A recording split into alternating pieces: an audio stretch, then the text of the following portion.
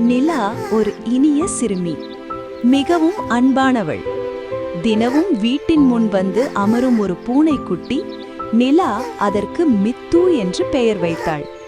ஒவ்வொரு நாளும் நிலா மித்துவுக்கு பால் கொடுத்து அதன் தலையை மெதுவாக தடவி பேசுவாள்.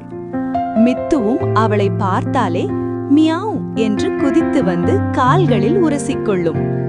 ஒரு நாள் நிலா உடல் நலம் குன்றி வீட்டிலேயே இருந்தாள். அப்போது மித்து அமைதியாக அவள் அருகில் வந்து அமர்ந்தது. நிலா விழித்த போது, மித்து என் நல்ல நண்பன் என்று அதை அணைத்துக் கொண்டாள். அதை பார்த்த அம்மா சிரித்துக்கொண்டு, அன்பு கொடுத்தால் அன்பே திரும்ப வரும் என்றார். அந்த நாளிலிருந்து நிலாவும் மித்துவும் பிரியாத நண்பர்களாகி விட்டனர். உண்மையான அன்பு பேசாது, ஆனால் எப்போதும் நம் அருகில் இருக்கும். என்னையும் மித்துவும் உங்களுக்கு பிடிச்சிருந்தா லைக், காமெண்ட் அண்ட் சப்ஸ்கிரைப் பண்ணுங்க.